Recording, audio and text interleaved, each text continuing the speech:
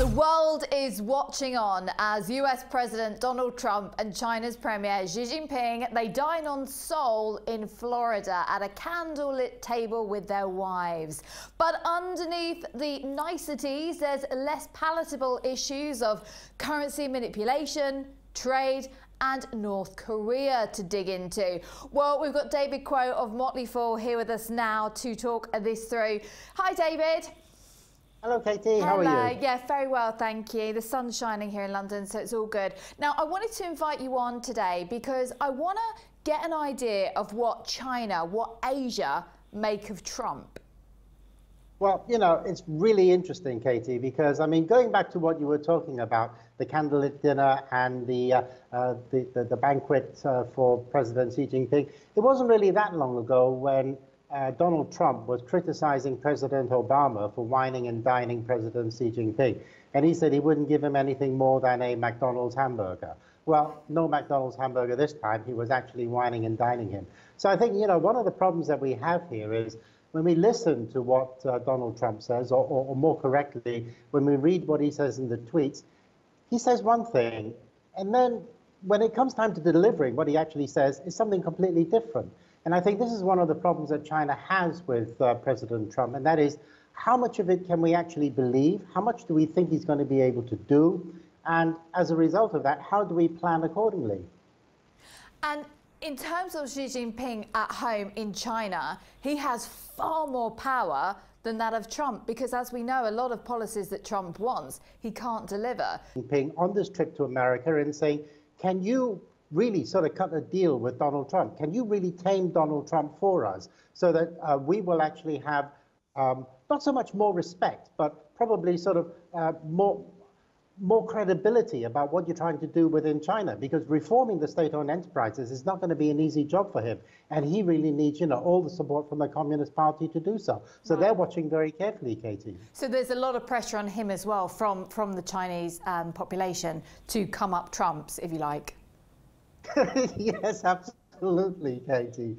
I mean, they are watching him very carefully, and they are watching how he handles Donald Trump. And of course, you know, like most people, when he goes to America, nobody really quite knows how Donald Trump is going to react. Is it going to be the Donald Trump that is going to say, you know, this is China that's been stealing all our jobs, you know, this is China that's been manipulating its currency? Or is it going to be the Donald Trump, the businessman, who's going to say, let's see if we can cut a deal. Why have we got a trade deficit with China? Why are we importing more than we are exporting to you? So hopefully, you know, at this very high level, if they can get on along together, the two of them, then I think, you know, there's a chance that everything will filter down to a lower level.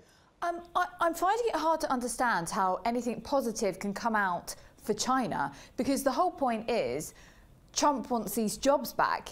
He wants companies to come back to America. He wants more production on home soil. So how can this ever be a positive outcome for China? So if he can cut a deal with President Trump and say to President Trump, what we will do is to allow American-made goods to come into China. If you have a look at China, you're really hard-pressed to find American cars in China, for instance. And so therefore, I think, you know, what President Xi Jinping will try and do is to say, we will try and make it easier for American-made goods to come into China. And please don't, you know, slap on these 35% tariffs on the China-made goods coming into America. Another subject that we've got to touch upon is North Korea, because Donald Trump has made it clear that he's going to tackle this problem with or without the support of Xi Jinping. What do you think is going to be the outcome of this, and what are people saying over in your region about North Korea?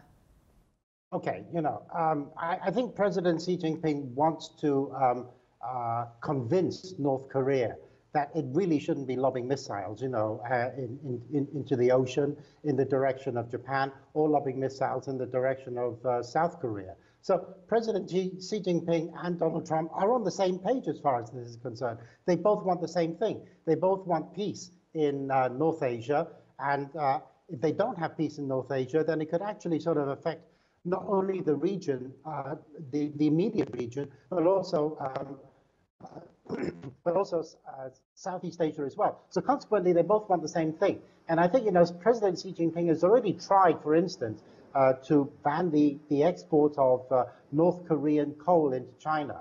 But it doesn't seem to be sort of working that well. But sometimes, you know, when you actually impose trade bans on a certain country, it takes a little while for it to filter through. Let's hope that they do. Thank you very much indeed. That is David Quote of Motley Fool talking to us today about the Asian perspective on the big meeting this week between the US President Donald Trump and the China Premier Xi Jinping. Thank you. Goodbye.